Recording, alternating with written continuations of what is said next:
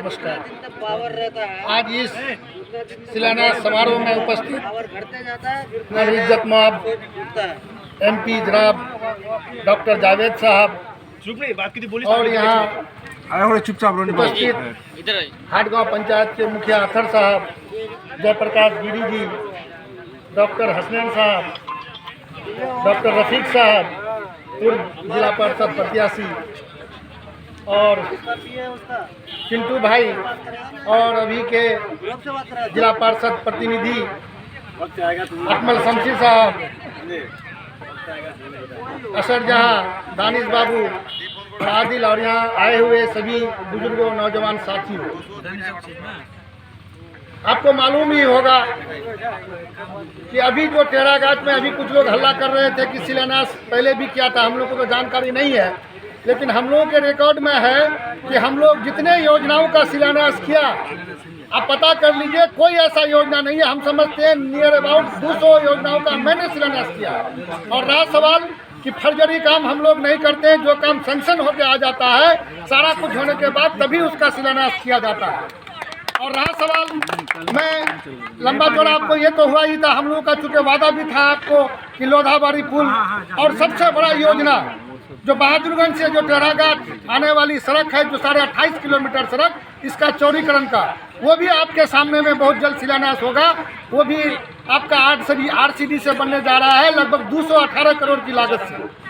तो एक योजना जो बड़ा योजना था, चूँकि काम ऐसे नहीं होता है, चूँकि बहुत संघर्ष करना पड़ता है, विधानसभा में क्वेश्चन करना पड़ता है, लोकसभा में क्वेश्चन करना पड़ता है, तब जाकर के काम होता है। आपने पहले जिन लोगों को जो लोग बता रहे थे कि पहले शिलान्यास हुआ था, तो हमको ऐसे लोग कई जगह, सैकड़ों जगह इलेक्शन के दौरान शिलान्यास किया जहाँ काम नहीं हुआ। ऐसे जगहों पर आप देखिएगा कि जहाँ बहुत जरूरी सड़कें थी, जहाँ नहीं हुआ था, ऐसे जगहों पर हम लोगों ने सड़कें बनवाने का काम किया। रहा सवाल, सड़क पुलिया भी बनेगा, आने वाले दिनों में इलेक्शन भी है। आज जो देश के हालात हैं वो आपसे ढका छुपा नहीं है। आज आपको मालूम होगा कि अभी जो इलेक्शन का कोई भी हथकंडा काम नहीं आया, तो अभी इलेक्शन के दौरान आपके सामने NRC और CAA का कानून को लागू कर दिया। क्योंकि पूरे देश में आपको मालूम होगा कि पहले चिल्ला के कह रहे थे कि कांग्रेस ने या UPA की सरकार ने फलाना घोटाला कर दिया, लेकिन सारा जांच के बाद वही हुआ, ढाक के 3 पात, कुछ नहीं निकला।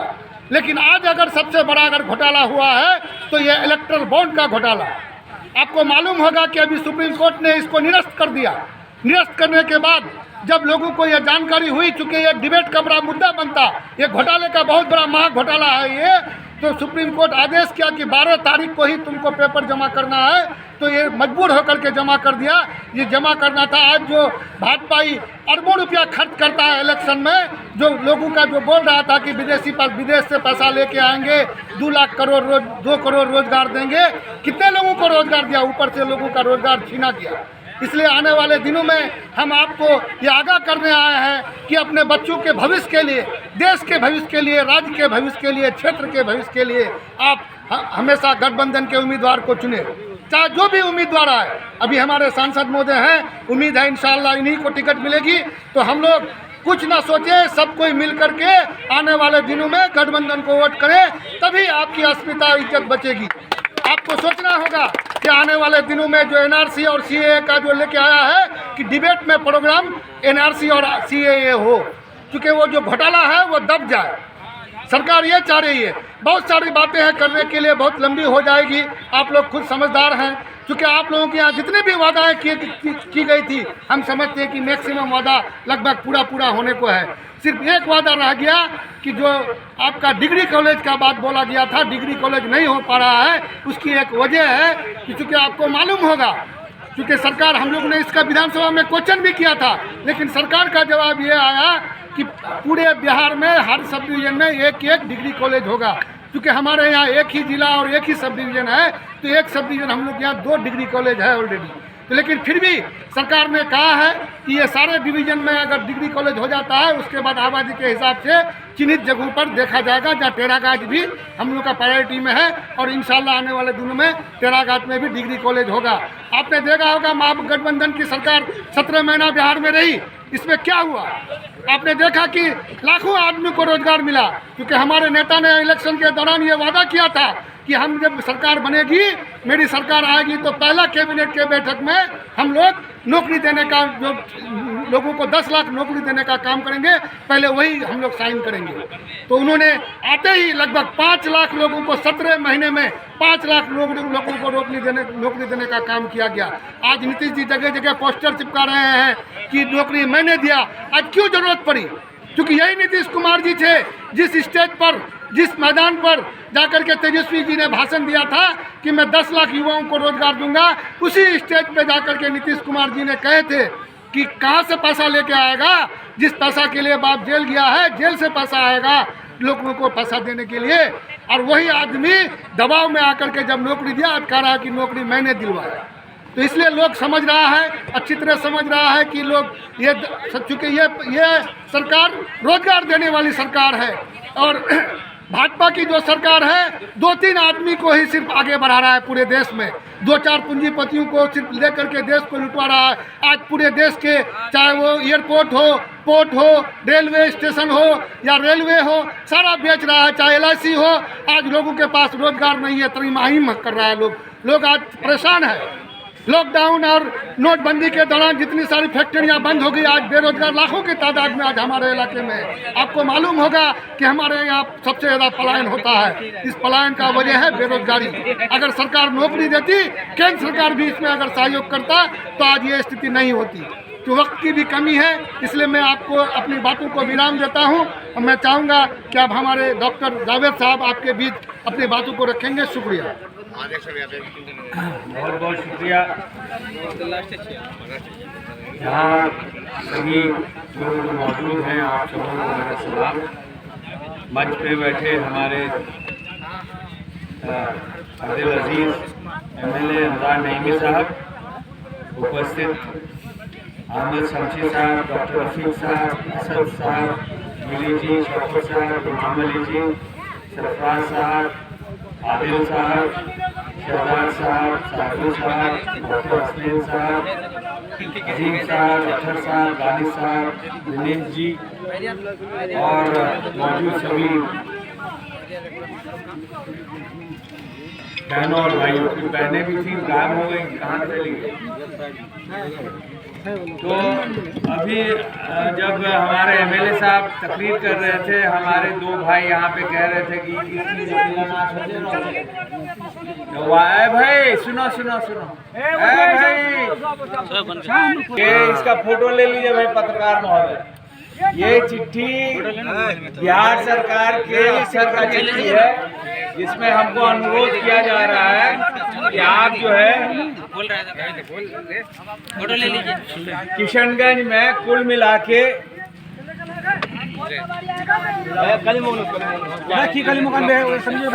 किशनगंज में 2 डिवीजन है। एक डिवीजन में 11 सड़क और 19 पुल, और दूसरा डिवीजन में 70 पुल और 27 सड़क। ये हम लोगों ने पास कराया है, और हम लोग को रिक्वेस्ट किया गया है इस चिट्ठी के माध्यम से, और दूसरे जो इंजीनियर की तरफ से आया वो दूसरे चिट्ठी के माध्यम से, कि आप जल्द से जल्द इसका शिलान्यास कीजिए ताकि काम में किसी तरह का रुकावट ना हो।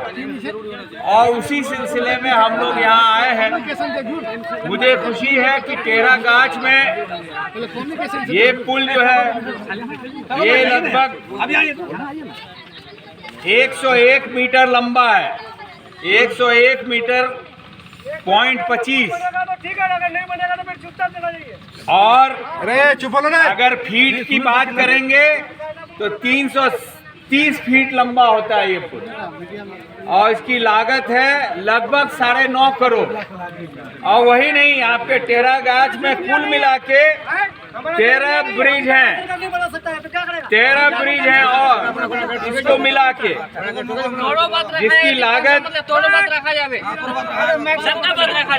68 करोड़ करीब है। और टेढ़ागाछ में एक रोड है जिसकी लंबाई 14 किलोमीटर 610 मीटर, और इसकी लागत है 6,69,00,000 करीब। और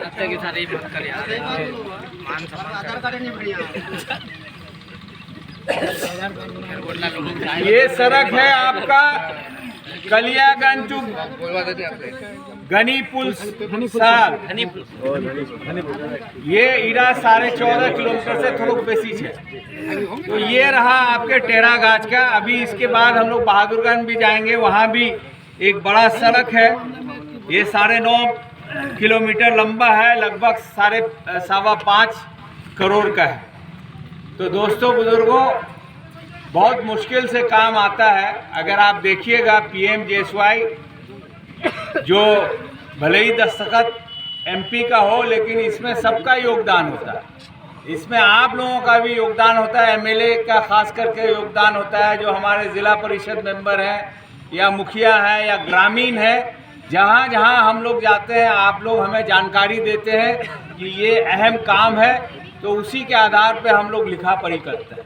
और जहाँ जहाँ मैंने जाने की कोशिश की, जहाँ पे हमने कहा कि अगर आपके बीच 5 किलोमीटर या उससे ज़्यादा लंबा कोई भी सड़क हो जो आज के दिन में कच्चा है, तो उसकी जानकारी दीजिए ताकि हम लोग पहल करेंगे। और इस पहल का नतीजा ये है कि बाकी बिहार के तुलना में आपके लोकसभा क्षेत्र में 7 गुना से ज़्यादा लंबा सड़क बन रहा है। आपका हिस्सा 60 किलोमीटर होता है, लेकिन आपके लोकसभा में 415 किलोमीटर बन रहा है। पुल जो 471 पुल में आपका हिस्सा 12 पुल से भी कम होता है। 145 पुल बन रहा है, या उसका शिलान्यास ये टेंडर वगैरह होके आपके लोकसभा में हो रहा है। तो ये सब मेहनत करने से होता है और इसमें आप लोगों का भी योगदान है। इसके अलावा खास करके अगर कहीं पे सबसे ज़्यादा काम हुआ है उसमें टेरागाछ भी है। टेरागाछ हो गया, बहादुरगंज हो गया, दीगल बैंक हो गया, ठाकुरगंज हो गया। आपके यहाँ 2 बड़े प्रोजेक्ट्स हैं जिसकी एक की लागत है 3200 करोड़, 3200 करोड़। अभी हम लोग गिनती जो कर रहे थे 9 करोड़ और 31 करोड़। ये जो पुल है ये लगभग 31 करोड़ का है।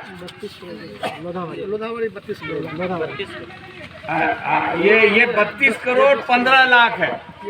और ये जो सड़क जो NH बन रहा है लगभग खत्म होने के कतार पे है। ये 32 करोड़ नहीं 3200 करोड़, मतलब इस पुल का 100 गुना खर्चा हो रहा है, हो चुका है 90% से ज़्यादा। और वहीं रेलवे हम लोग बचपन में सुनते थे, MLA साहब को भी याद होगा, बचपन में सुनते होंगे आप लोग भी डॉक्टर साहब, कि यहाँ पे रेलवे चलेगा गलगलिया से लेके अररिया तक। आज आपके सामने बन रहा है और इंशाल्लाह कुछ महीनों में ट्रेन भी चलना शुरू होगा। यही नहीं, रेलवे में 40 करोड़ लगभग किशनगंज में, 30 करोड़ लगभग ठाकुरगंज में दिया गया। ये चूँकि ये अभी शुरू नहीं हुआ है, इसका तो हमने बता ही दिया 2100 करोड़ रुपया। यहाँ बंजर ज़मीन जिनकिन का था उनमें से कुछ लोग लखपति और करोड़पति बन गए, जो सरकारी 4 गुना पैसे मिलने की वजह से।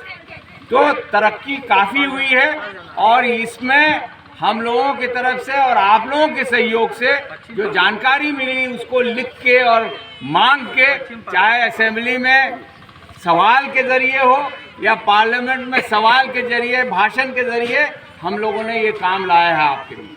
और यही नहीं, MLA साहब के तरफ से भी बहुत काम होगा, उसकी मैं गिनती नहीं बताऊंगा। और चूँकि वो MLA साहब के तरफ से होता है, ये अलग बात है कि इसका उसमें हम लोग भी रिकमेंड करते हैं, चूँकि पब्लिक का मांग होता है, पब्लिक का जो मांग होता है हम लोग आगे बढ़ाते हैं। जहाँ पे चाहे वो केंद्र सरकार हो, भारत सरकार हो, DM के यहाँ हो, जहाँ भी बढ़ाने की बात होती है हम लोग बढ़ाते हैं। तो दोस्तों बुजुर्गों, ये तो रहा पुल और शिलान्यास की बात। दूसरा, आप जानते हैं अभी हमारे साथी ने अंजार नईमी आपके MLA और हमारे MLA ने बताया कि 2-4 दिन में इलेक्शन का माहौल शुरू हो जाएगा। शुरू तो एक तरह से हो ही गया। जो अपने घर में एक सीट पे लड़ते हैं, दूसरे जगह 11-11 सीट पे। अब पता नहीं कहाँ से कैंडिडेट लाएंगे वो। लेकिन बात दरअसल ये है कि बहुत लोगों का मानना है कि ये इलेक्शन जो है हो सकता है आखिरी, क्योंकि इनके एमपीज कह रहे हैं कि अगर हमारा 370 एमपी हो गया तो हम कॉन्स्टिट्यूशन संविधान बदल देंगे। सुना होगा आप लोगों ने। तो अगर संविधान बचा के रखना है, अपने फ्यूचर को, अपने बच्चों के फ्यूचर को बचा के रखना है, तो हम लोग को महागठबंधन की तरफ जाना ही पड़ेगा। अभी आपने हाल में देखा, विधायक जी ने बताया, जिस सीए के लिए पूरे हिंदुस्तान में हर गली हर शहर में करोड़ों लोगों ने धरना दिया, आज देख रहा है कि हारने के कतार पे है, तो उसको लागू कर दिया। आप जानते हैं इससे क्या होगा? इससे ये है कि अव्वल तो ये गैर कानूनी है, ये कॉन्स्टिट्यूशन के खिलाफ है।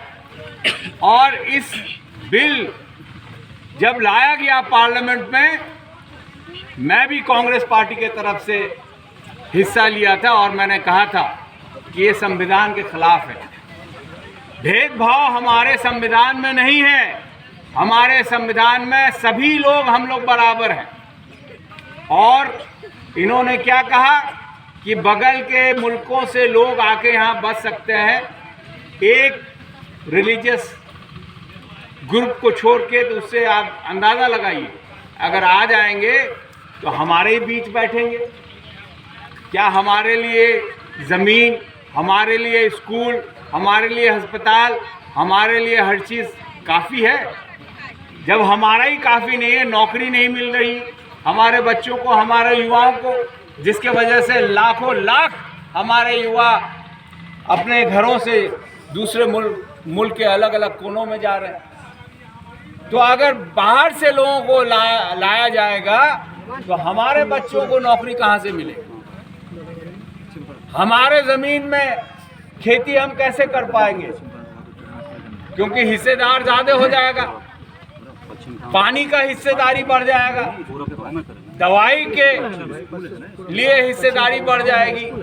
इसीलिए मेरी आप लोगों से अपील है कि ठंडे दिमाग से आप लोग सोचें, और अगर अपने राज्य को बेहतर बनाना चाहते हैं तो हम लोग को एकजुट होना होगा। अपने हक और हकूक़ के लिए हमें एकजुट होके, हमें तानाशाह जो सरकार है, मोदी जी की बीजेपी और उनके संगठन के सहयोगी सरकार को हमें रोकना हो।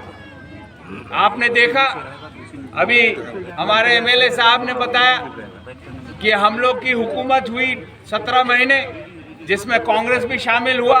हम लोगों ने कई सराहनीय पूर्ण काम किए, नौकरियां दी। हो सकता है आपके भी किसी भाई भतीजे को नौकरी मिला होगा, आपके भी गांव और पड़ोस के किसी को नौकरी मिला होगा, जो पिछले 10-15 सालों तक नहीं मिला। तो ये एक शुरुआत थी। लेकिन आज देखिए, फिर वो जो चचा कहते हैं, हमारे आरजेडी के बड़े नेता तेजस्वी जी, उनके चचा छोड़ के फिर से बीजेपी के साथ थाम लिए। तो आपके साथ धोखा किया कि नहीं किया? बीजेपी में उनका जाना क्या हम लोग से धोखा है कि नहीं है? अगर धोखा है तो उसका जवाब हमें देना होगा जब वक्त आएगा। तो खैर, इस मौके पे मैं आप सबों को मुबारकबाद देना चाहता हूं, और मैंने कुछ जानकारी भी दी आपको। एक आपके यहाँ और पुल बड़ा सा, जैसा मैंने कहा, 13 पुल आपके टेढ़ागाछ में हुआ है। ये 101 मीटर का है। एक पुल है निसंद्रा में जो 300 मीटर लंबा है। 300 मीटर हो गया कतला हजम, या 1000 फुट लंबा, और उसकी लागत पता नहीं, देखने से पता चलेगा 25 करोड़ ऐसी, आप लोग को ज़्यादा पता है। तो ये खुशी का मौका है। लेकिन साथ साथ मेरा 2 चीज़ कहना है कि अपने इलाके में जहाँ भी हम लोग के लायक कोई काम हो, मेहरबानी करके आप लोग लिख के दें। पब्लिक पिटीशन, पब्लिक का दस्तखत होने से एमएलए का या एमपी का दस्तखत और मजबूत हो जाता है। और दूसरी बात यह है कि आपके यहाँ 5 किलोमीटर या उससे लंबा कोई भी आज कच्ची सड़क हो, मेहरबानी करके उसकी जानकारी हमें दें ताकि उसको भी हम लोग लिस्ट में डालें। और अहम बात यह है कि काम बड़ी मुश्किल से आता है। आप लोग कहें ना कि आज़ादी के बाद तक आज तक आप लोग को झेलना पड़ा। यहाँ से दीगल बैंक जो है, आप बहादुरगंज दीगल बैंक, ये सब बहुत नज़दीक हो जाएगा, तुलसिया वगैरह। तो मेरा कहना है कि अगर काम सही हो तो रोक टोक नहीं होना चाहिए, लेकिन ज़रा सा भी आपको लगे कि काम सही नहीं हो रहा है, जो मटेरियल है सही नहीं डाला जा रहा है, तो मेहरबानी करके आप लोग लिख के एमएलए साहब को भी दें, एमपी साहब को भी दें और कलेक्टर ऑफिस में भी भिजवाएं ताकि उस पर इंक्वायरी हो और अगर गलत काम हो रहा है तो उसमें सुधार हो। क्योंकि काम अगर हो जाए, गलत हो जाए तो साल 2 साल में उखड़ जाएगा, सबको तकलीफ होगी। और काम अगर अच्छा हुआ तो सालों साल तक चलेगा। दो नंबर काम हुआ है, कौन सा 1 नंबर काम हुआ है? अरे भाई, जब आप बोलना चाहें तो बोलिएगा। एक आदमी बोल रहा है, बात कहना है। और भी 4 जगह हम लोग को शिलान्यास में जाना है। आप लोगों का बहुत बहुत शुक्रिया कि इतनी धूप में रोजे रख के आप आए। बहुत बहुत शुक्रिया। जय हिंद।